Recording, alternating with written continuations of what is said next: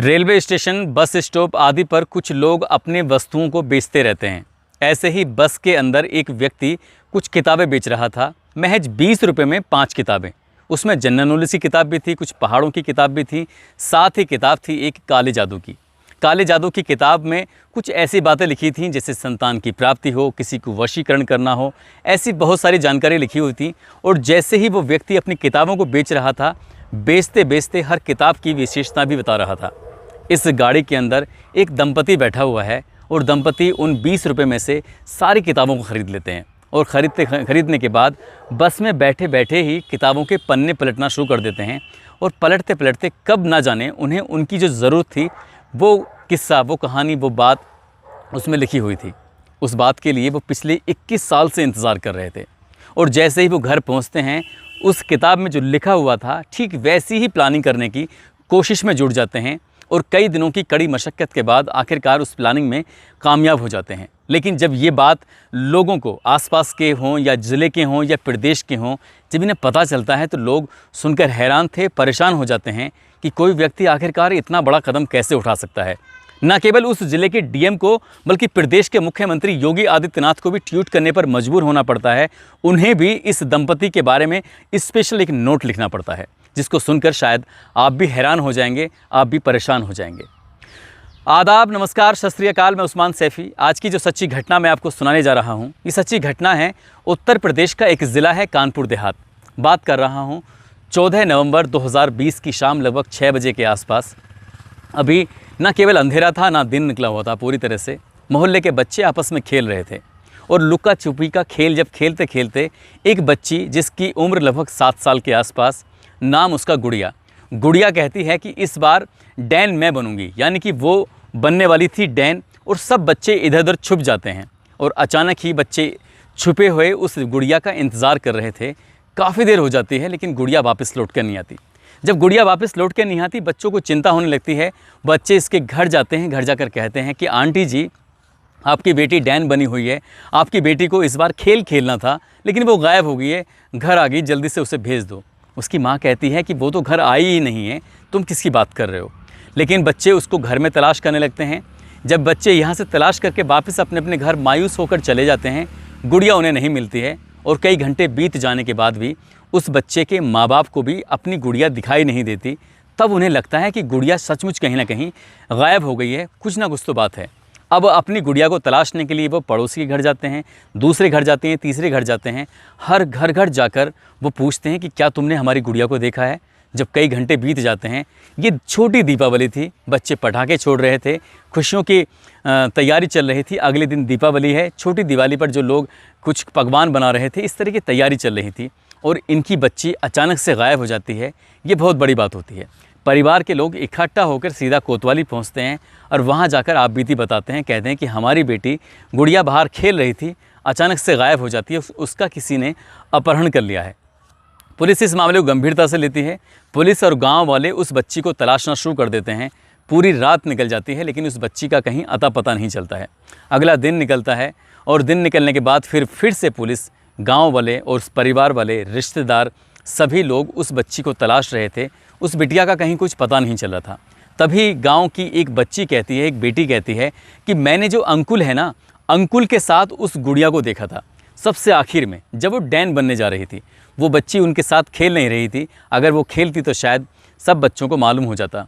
और जब ये बात पुलिस वालों को पता चलती है, घर वालों को पता चलती है, तो सबसे पहले जो प्राइम सस्पेक्ट था परिवार का, पुलिस का, तो सभी लोग उस अंकुल की तलाश में जुट जाते हैं।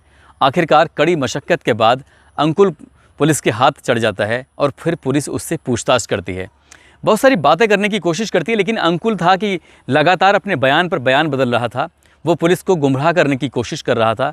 लेकिन पुलिस थी कि कहते हैं कि जब पुलिस अपने अंदाज में आती है और जब सच उगलवाने पे आ जाए तो शायद कोई भी कितना बड़ा अपराधी हो, कभी सच को छुपा नहीं सकता। और सच था, जब वो बाहर आता है तो घर वाले क्या, पुलिस वाले क्या, गांव वाले क्या, सभी लोग परेशान हो जाते हैं। दरअसल वो लड़का कहता है कि उसको हमने मार दिया है, मारने के बाद उसके साथ हमने कुछ किया है। और जैसे ही मारने की बात आती है तब एक और नाम आता है, नाम था वीरेन का।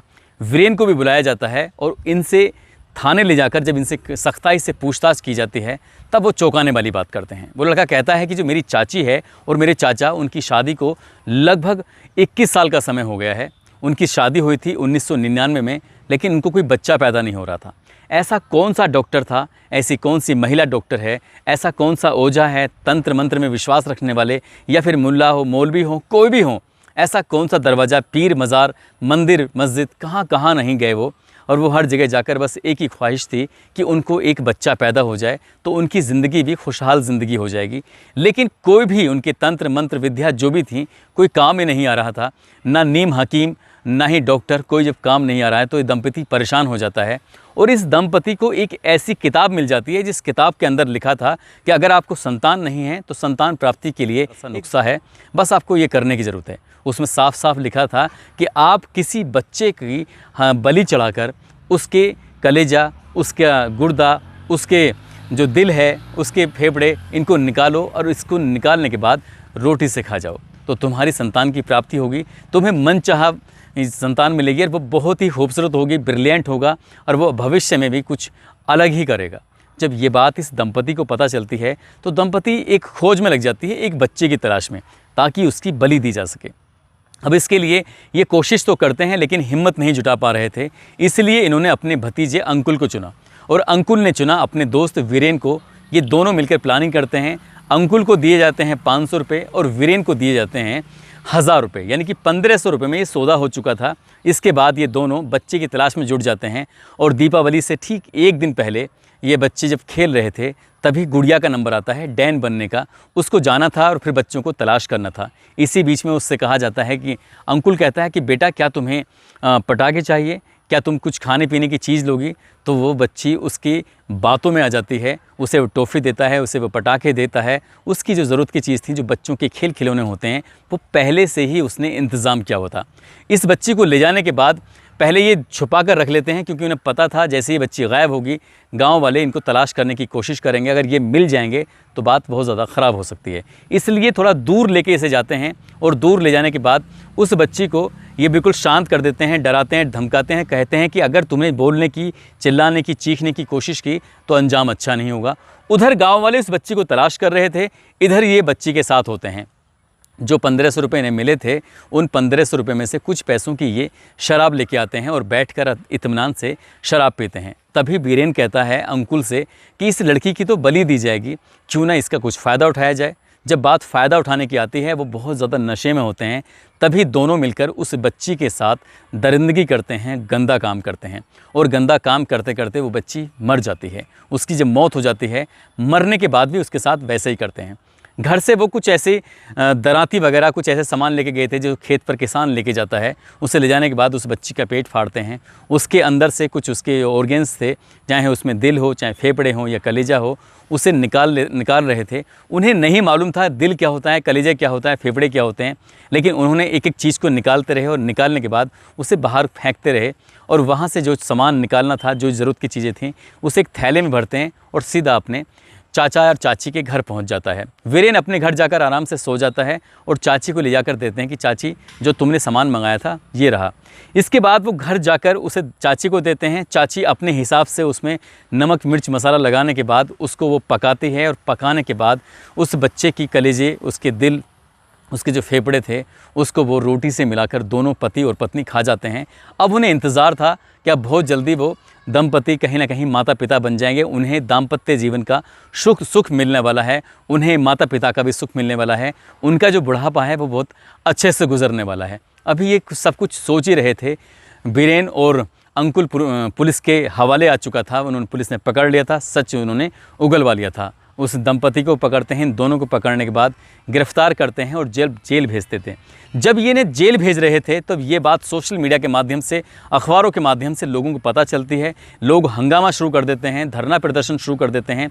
और इस अपने पड़ोसी को लेकर जब लोगों में उबाल आता है तो वाकई सोचने वाली बात थी। ये बात जब डीएम एसएसपी के माध्यम से जब मुख्यमंत्री योगी आदित्यनाथ तक पहुँचती है तो मुख्यमंत्री योगी आदित्यनाथ को भी ट्वीट करने पर विवश होना पड़ता है, मजबूर होना पड़ता है। न केवल वो परिवार की आर्थिक मदद का ऐलान करते हैं बल्कि ये भी कहते हैं कि इस दरिंदों जो भी हैं इसमें चारों के, इनके मामले की जांच की जाएगी और आरोपियों के विरुद्ध सख्त से सख्त कार्रवाई की जाएगी। फास्ट ट्रैक कोर्ट में ये मामला चलाया जाएगा और जितनी जल्दी हो सकेगा उन्हें आरोपियों को सज़ा दिलाई जाएगी। 2 साल से ज़्यादा का समय बीतने को है, लेकिन अभी तक उस दंपति को और उन आरोपियों को सज़ा नहीं मिली है। लेकिन इस बीच में उन लोगों ने ज़मानत के लिए आवेदन किया था, अपील की थी, लेकिन जब ये बात डीएम को पता चलती है तो डीएम आग बबूला हो जाते हैं और पुलिस से इन लोगों के खिलाफ रासुका दर्ज करने के लिए जब लेटर आता है, पत्र आता है, तो मुख्यमंत्री से बात करने के बाद इनके खिलाफ वो रासुका लागू करते हैं और राष्ट्रीय सुरक्षा कानून लागू करने के बाद उनकी कोशिश होती है कि ऐसे लोगों को समाज में रहने का कोई हक नहीं है, अधिकार नहीं है, इसलिए ऐसे लोगों का ज़्यादा से ज़्यादा जेल में रहना ही सही है। ये जेल में रहेंगे तो ही शायद इन लोगों को अक्ल आएगी। वाकई ये घटना बहुत भयानक घटना होती है, बहुत ही ख़तरनाक होती है कि अपने बच्चे पैदा करने के लिए दूसरे बच्चे की बलि देकर या उसको मारकर क्या कुछ ज़िंदगी में कोई खुशी मिल सकती है? शायद कभी नहीं मिल सकती। और इन किताबों में या इन तंत्र मंत्र में अगर कुछ होता तो सबसे पहले लोग अपना ही भला करते, क्योंकि तंत्र मंत्र ये इन सब चीज़ों से किसी का कभी भला हुआ ही नहीं है, हमेशा नुकसान ही हुआ है। गलत चीज़ों के लिए अगर आप रास्ता इस तरह का अपनाएंगे तो आपके साथ भी गलत होगा, करने वाले के साथ भी तो खैर गलत होगा ही होगा। दोस्तों, इस घटनाक्रम को सुनाने का उद्देश्य किसी को परेशान करना नहीं है, किसी का दिल दुखाना नहीं है, बल्कि आपको जागरूक करना है, आपको सचेत करना है। इस तरह के किसी की भी बहकावे में ना आए, इस तरह की किताबों पर बिल्कुल भी विश्वास ना करें, इस तरह के तंत्र मंत्र में बिल्कुल विश्वास ना करें। डॉक्टर के पास जाकर अच्छे से सलाह लें और अपनी जो भी ज़रूरत हैं उसको पूरा कर सकते हैं। जाते जाते कुछ लोगों के जन्मदिन है, जिनमें मोहम्मद साहिल हैं मुजफ्फरनगर से, नित्या प्रजापति छपरा बिहार से हैं, मिथुन बिहारी की बेटी है, इनका जन्मदिन है, नीता सिंगापुर से हैं, ऋषु माथुर फर्रुखाबाद से, संदीप कुमार यादव सोनभद्र से, मयंक वर्मा हरदोई से, प्रशांत राठौर। आप सभी को जन्मदिन की बहुत बहुत शुभकामनाएं, बहुत बहुत मुबारकबाद। साथ ही कुछ लोगों ने अपील की थी, जिसमें हरवेश कश्यप, माजिद सैफ़ी, राहुल यादव बिहार से, नरेंद्र कुमार कानपुर से, जोगेंद्र सिंह छत्तीसगढ़ से, समीर, रामकरण धाकड़, फिरोज़ अंसारी, तरुण पाठक, जगदीश, फैज़ान रिजवी, सुजीत सिवान से हैं, राशिद खान मेवात से, कमलेश कुमार, नरपत विश्नोई, आकाश कुमार, रूबी, जिनिशा, रुकमुद्दीन, विनोद कुमार, इन सब लोगों ने नाम लेने की अपील की थी फेसबुक और यूट्यूब पर। यदि आप भी चाहते हैं कि आपका नाम लिया जाए किसी भी कहानी के अंत में, तो आप कमेंट करके हमें बताइए अपना नाम, अपना पता, हम आपका नाम लेंगे। दोस्तों, आप सब अपना ख्याल रखें, सुरक्षित रहें। जय हिंद, जय भारत।